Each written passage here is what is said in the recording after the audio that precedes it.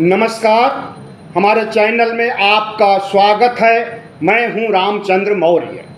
साथियों, 2024 लोकसभा चुनाव के बाद यह सवाल पूरे देश में गूंज रहा है कि अब हिंदुत्व का मुद्दा चुनाव जीतने के लिए भारतीय जनता पार्टी का जो सबसे बड़ा मुद्दा था वह चलेगा या नहीं चलेगा।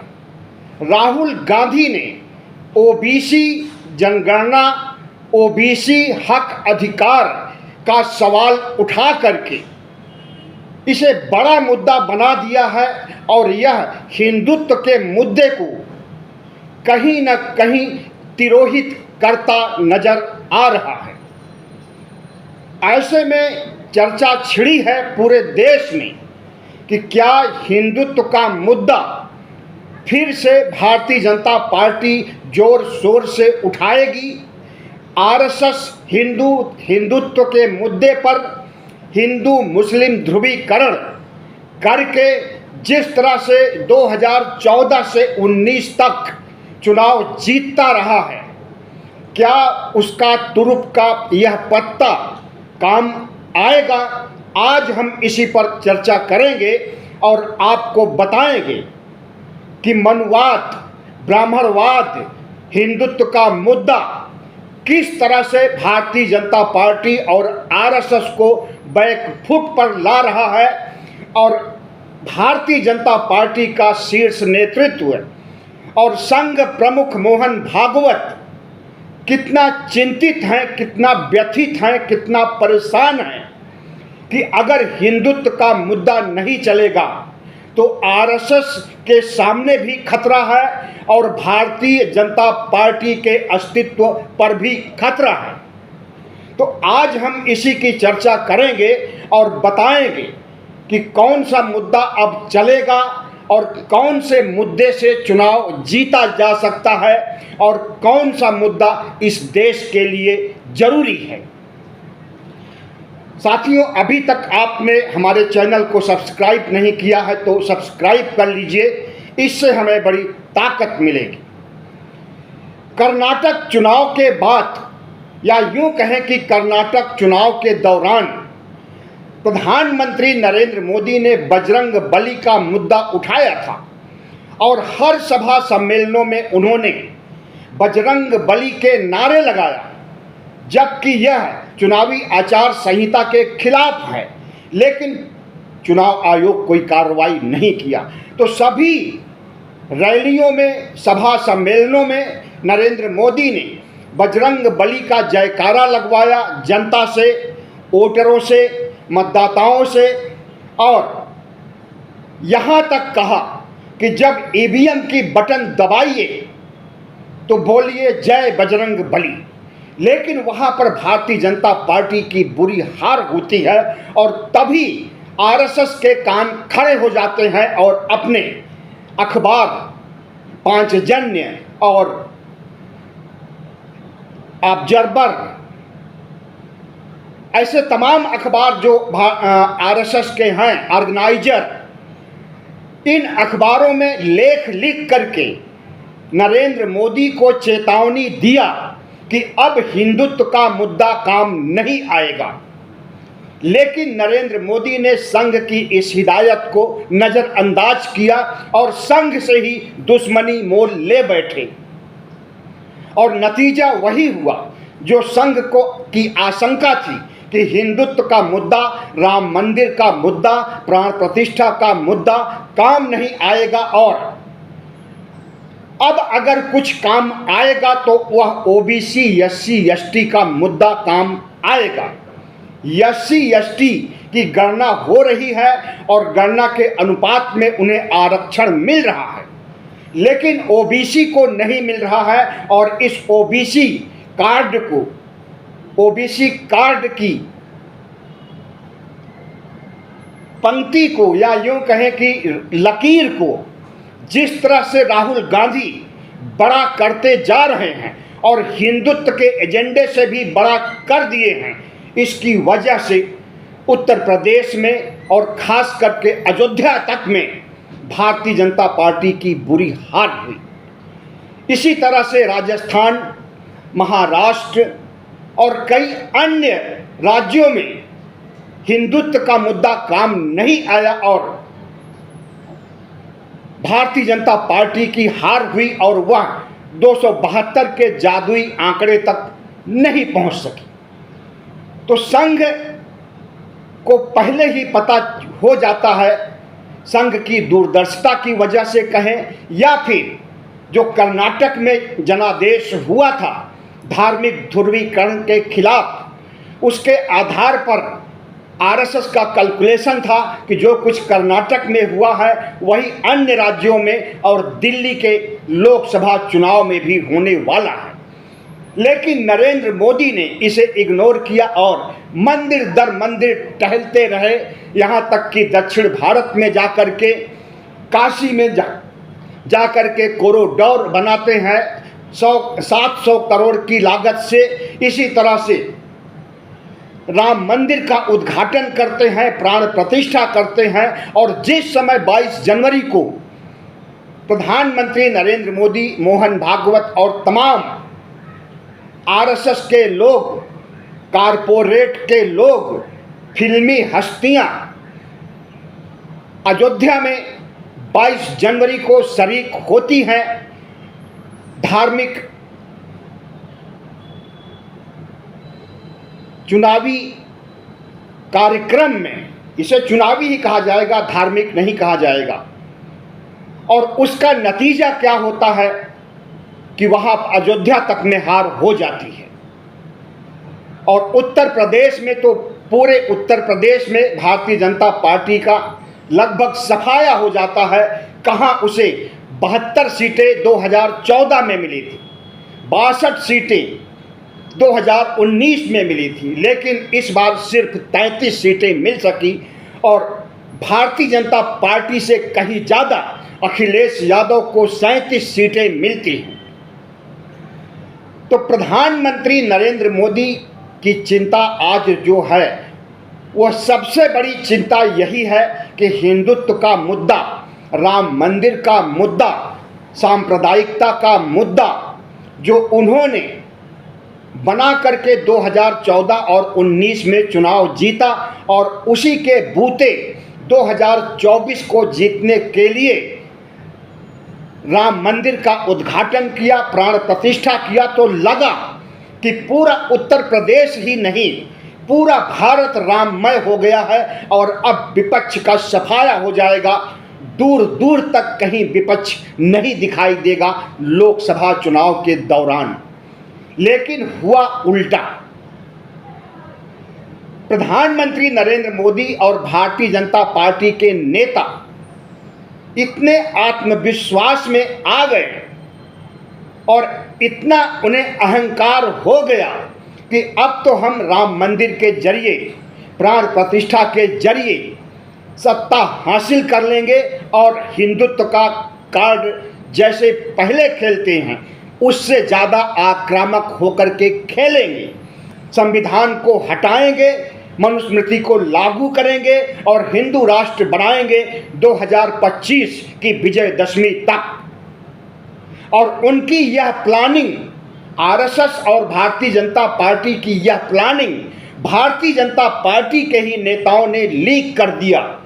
वो चाहे अनंत हेगड़े कर्नाटक से हों, वो चाहे अरुण गोविल मेरठ से चुनाव लड़ रहे थे वो हों, वो चाहे दिया कुमारी राजस्थान की उप मुख्यमंत्री हों, वो चाहे लल्लू सिंह अयोध्या के सांसद हों, दर्जन भर के करीब बड़े नेताओं ने आरएसएस और भारतीय जनता पार्टी के गुप्त एजेंडे को लीक कर दिया और संविधान हटाने की बात कहा कि 400 पार सीटें दीजिए या 370 पार सीटें दीजिए, हम संविधान बदल देंगे, मनुस्मृति लागू कर देंगे, हिंदू राष्ट्र बना देंगे।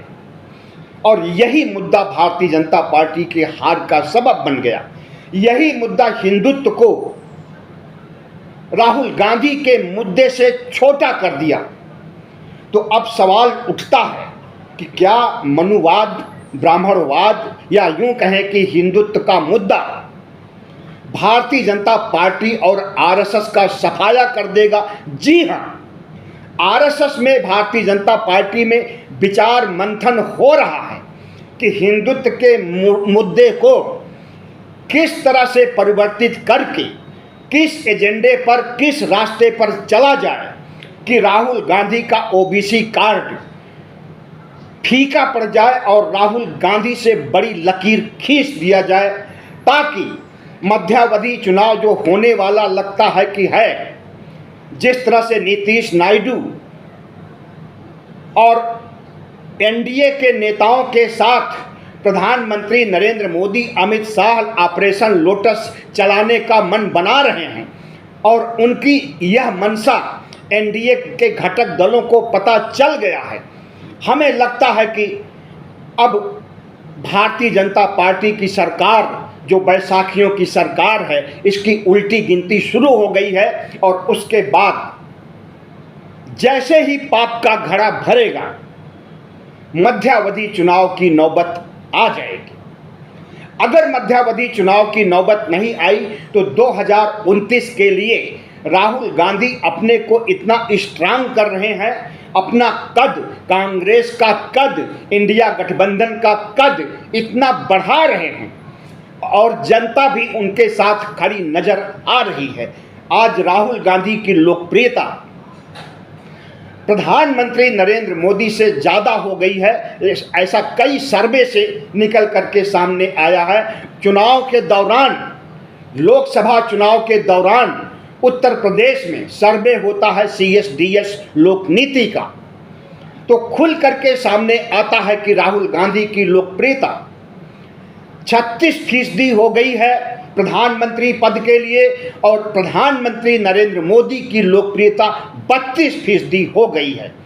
कमोबेश यही आंकड़े पूरे देश में देखे जा सकते हैं, अनुमान लगाया जा सकता है। और जिस तरह से राहुल गांधी, बैसाखियों की सरकार तो जरूर नरेंद्र मोदी की है, सरकार नरेंद्र मोदी का है, एजेंडा राहुल गांधी का चल रहा है। राहुल गांधी जो विपक्ष के नेता हैं, प्रधानमंत्री के शैडो कहे जाते हैं, शैडो ऑफ प्राइम मिनिस्टर कहा जाता है, तो शैडो ऑफ प्राइम मिनिस्टर एक प्राइम मिनिस्टर की भूमिका में आ गए हैं और राहुल जो जो मुद्दा उठा रहे हैं उसे नरेंद्र मोदी पूरा कर रहे हैं। आप देख लीजिए, पिछले लगभग 2.5 महीनों से, जब से नरेंद्र मोदी ने तीसरी बार शपथ लिया है, राहुल गांधी ने किस तरह से बैकफुट पर ला दिया, संसद से सड़क तक आंदोलन करके अपनी सभी बातें, सभी मांगे मनवा लिया। यहाँ तक कि ओबीसी की जनगणना और हक अधिकार का मुद्दा भी आरएसएस को मानना पड़ा है। आरएसएस ईमानदारी से ओबीसी मुद्दे को अपनाया है या फिर उसकी जो दो मुही नीतियां या दो मुहा सांप जैसे होता है या कथनी करनी में जो अंतर होता है, वह सब परिलक्षित होगा पिछले दिनों के बयान से। जब कलपक्कम केरल में बैठक होती है आरएसएस की, तो वहाँ पर यह बात तीसरे दिन बैठक के निकल करके सामने आती है। सुनील अंबेडकर जो प्रचारक और मीडिया प्रभारी हैं, वह आरएसएस के वह निकल के सामने आते हैं और कहते हैं कि ओबीसी की जनगणना होनी चाहिए। लोक कल्याणकारी कार्य अधिकांश ओबीसी जातियों तक नहीं पहुंच सकी है आज तक, उसे पहुंचना चाहिए। ओबीसी को उनका हक अधिकार मिलना चाहिए। तो राहुल गांधी के इस मुद्दे को भी, जो कि सबसे बड़ा मुद्दा, हिंदुत्व और मनुवाद से बड़ा मुद्दा आज बन गया है, उसे आरएसएस ने अपना लिया है। और संसद में जितने भी बिल प्रधानमंत्री नरेंद्र मोदी लेकर के आए और उसका विरोध राहुल गांधी और इंडिया गठबंधन ने करके उसे वापस कर दिया या फिर जेपीसी को भेज दिया या फिर बिल को रद्द करना पड़ा।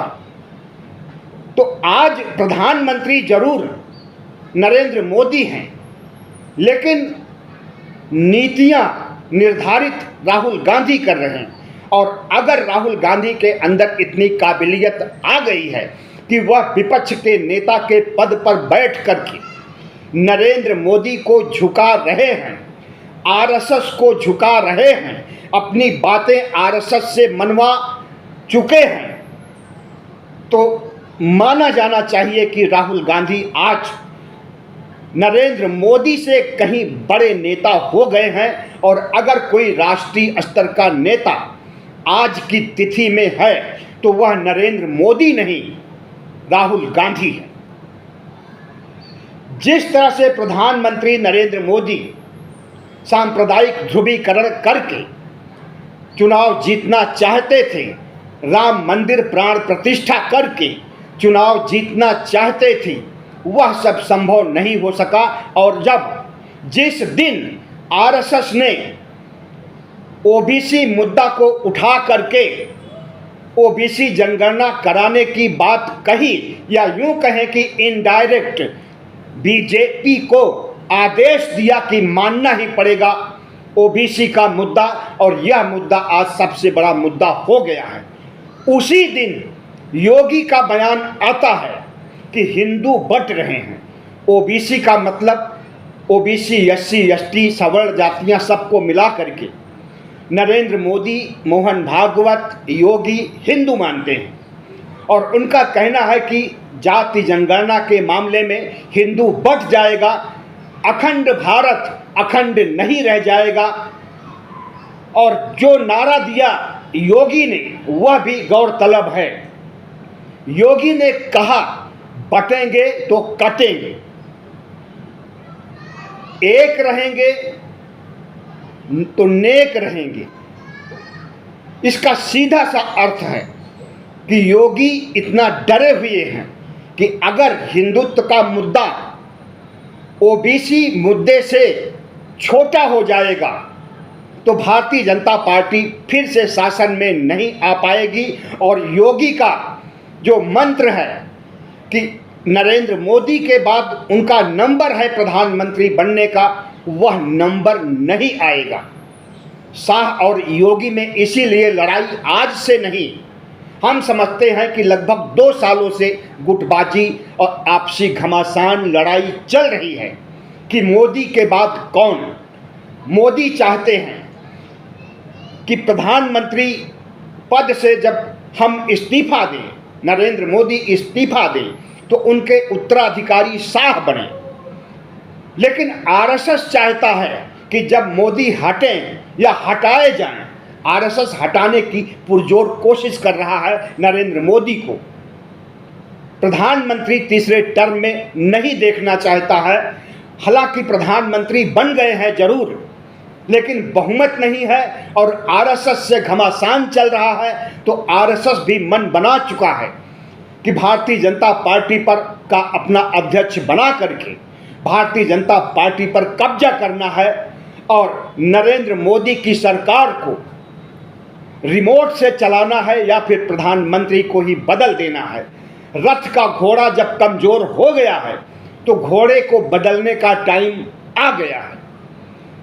तो प्रधानमंत्री नरेंद्र मोदी को भनक लग चुकी है कि आरएसएस की क्या प्लानिंग है। इसी वजह से आरएसएस और नरेंद्र मोदी के बीच घमासान छिड़ा हुआ है। और अभी कल भी मोहन भागवत का बयान आया कि अगर कोई अपने को ईश्वर मानता है तो वह ईश्वर नहीं है, बल्कि इस देश की जनता जिसे ईश्वर मानेगी वही ईश्वर होगा। सीधा कटाक्ष नरेंद्र मोदी के ऊपर है और नरेंद्र मोदी जो ईश्वर के ऊपर हो गए हैं, नॉन बायोलॉजिकल हो गए हैं और अपने ही शब्दों से हुए हैं। वैसे तो भारतीय जनता पार्टी और तमाम संगठनों के लोग उन्हें पहले ही ईश्वर का अवतार और विष्णु का अवतार घोषित कर चुके हैं। 22 जनवरी को प्राण प्रतिष्ठा के समय मंदिर ट्रस्ट के प्रमुख चंपत राय ने कहा था कि प्रधानमंत्री नरेंद्र मोदी विष्णु के 11वें अवतार हैं। अगर भारतीय जनता पार्टी के लोग या फिर तमाम हिंदू संगठन के लोग नरेंद्र मोदी को ईश्वर या ईश्वर से ऊपर मानते हैं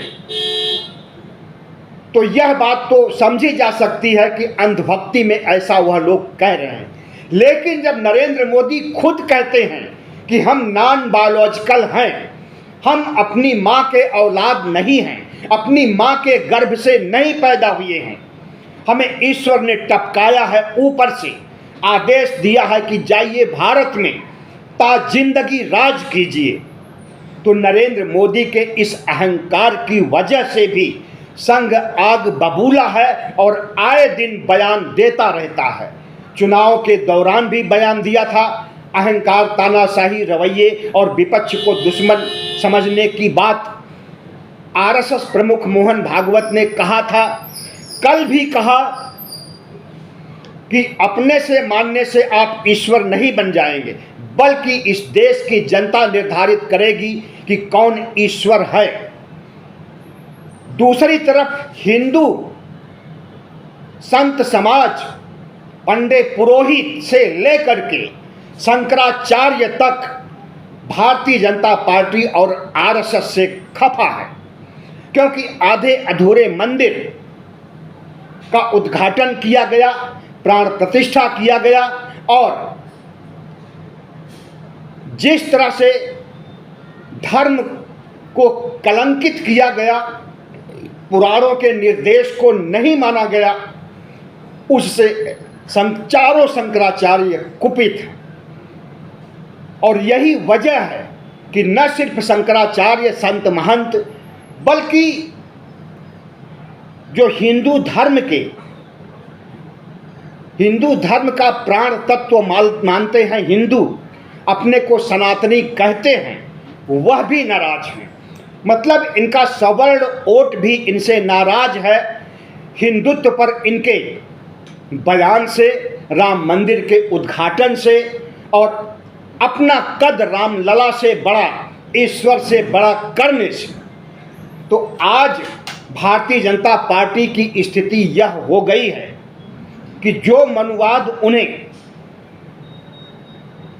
1980 में भारतीय जनता पार्टी के गठन के समय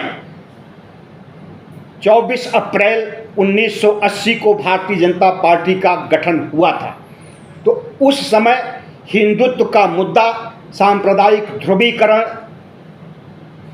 को आधार बनाया गया था राजनीति में प्रवेश करते समय, और उसी के आधार पर अटल बिहारी वाजपेयी भी कुछ साल तक प्रधानमंत्री रहे।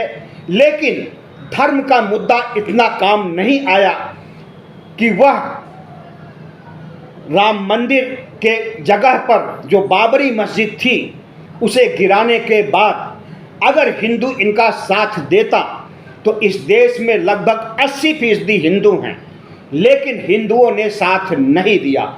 जहां तक बात 2014 की है, तो हिंदुत्व के मुद्दे से नहीं, बल्कि कांग्रेस के प्रति नफरत पैदा करने और झूठ और जुमलों की बारिश करने और देश को गुमराह करके प्रधानमंत्री नरेंद्र मोदी 2014 और 19 में चुनाव जीते। इन्होंने समझा कि हम हिंदुत्व के मुद्दे से चुनाव जीते हैं, जो इनकी गलतफहमी थी, और उसी गलतफहमी के शिकार 2024 में राम मंदिर बना करके चुनाव जीतने की जो फितरत थी, इन्हें पता चल गया कि आरएसएस ने 2022 में कर्नाटक चुनाव के बाद जो गाइडलाइन जारी किया था, जो दिशा निर्देश दिया था भारतीय जनता पार्टी को कि हिंदुत्व का मुद्दा काम नहीं आएगा, वह सच साबित हो गया।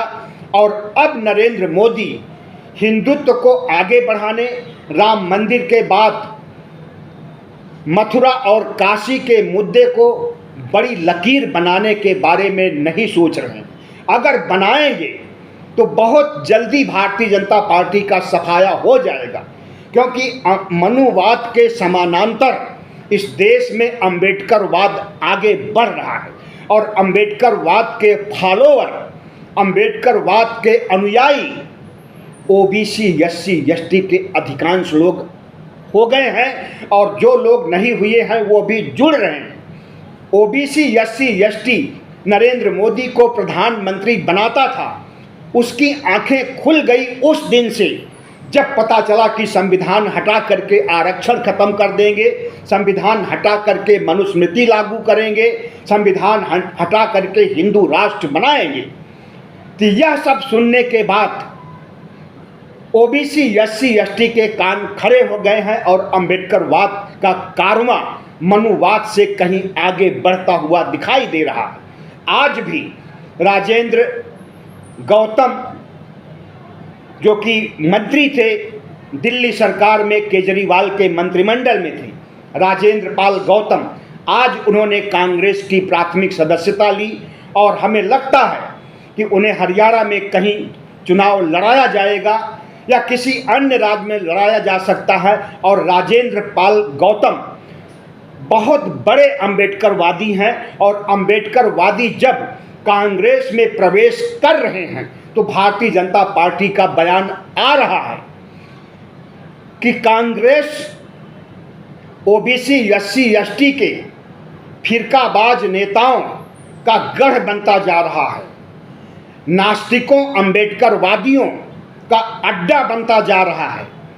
छटपटाहट समझी जा सकती है क्योंकि अंबेडकरवादी, चाहे वो राजेंद्र पाल गौतम हो, चाहे वो चंद्रशेखर आज़ाद हो, तमाम अंबेडकरवादी नेता ऐसे हैं जिनकी बातें आज ओबीसी एससी एसटी के लोग मान रहे हैं। अखिलेश यादव भी अंबेडकरवादी है और अंबेडकरवाद उनका मुख्य मुद्दा है। राजेंद्र पाल गौतम को इसलिए मंत्री पद से हटाया गया था कि इन्होंने डॉक्टर भीमराव अंबेडकर की 22 प्रतिज्ञाओं के तहत धर्म परिवर्तन करा रहे थे और एक बड़े समुदाय ओबीसी एससी एसटी के बड़े समुदाय को हिंदू से बौद्ध बना रहे थे। और उस प्रक्रिया के बाद भारतीय जनता पार्टी हाय तौबा करने लगी और इस प्रश्न को इतना बड़ा बना दिया कि केजरीवाल को झुकना पड़ा और इन्हें मंत्री के पद से हटाना पड़ा। लेकिन आज वही राजेंद्र पाल गौतम जब भारतीय जनता पार्टी, जो भारतीय जनता पार्टी के निशाने पर थे, वह कांग्रेस में शामिल होकर के राहुल गांधी के ओबीसी कार्ड की लकीर को बड़ा करने, राहुल गांधी के संविधान बचाने की मुहिम में शामिल हो गए हैं, तो हमें लगता है कि ऐसे और भी नेता विनेश फोगाट और बजरंग पूनिया भी आज शामिल हुए, जो कि राष्ट्रीय स्तर के कुश्ती के खिलाड़ी हैं, जिन्हें कि अपमानित करने का काम भारतीय जनता पार्टी ने किया था और महिलाओं के साथ बदसलूकी इन्हीं के सांसद ने किया और उसके खिलाफ कोई कार्रवाई नहीं। धरने पर, जंतर मंतर पर बैठे इन खिलाड़ियों के साथ जो बदसलूकी पुलिस ने किया उसे भी इस देश की जनता ने देखा। तो हम यह कहना चाहते हैं कि प्रधानमंत्री नरेंद्र मोदी और आरएसएस के माथे पर बल पड़ रहा है।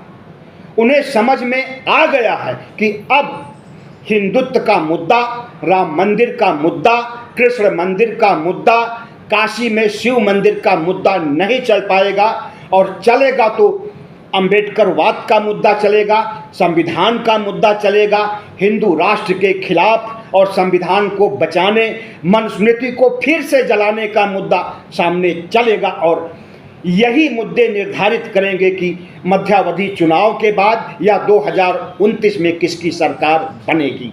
बहुत बहुत धन्यवाद। हमारे चैनल को सब्सक्राइब कीजिएगा, लाइक कीजिएगा और शेयर कीजिएगा।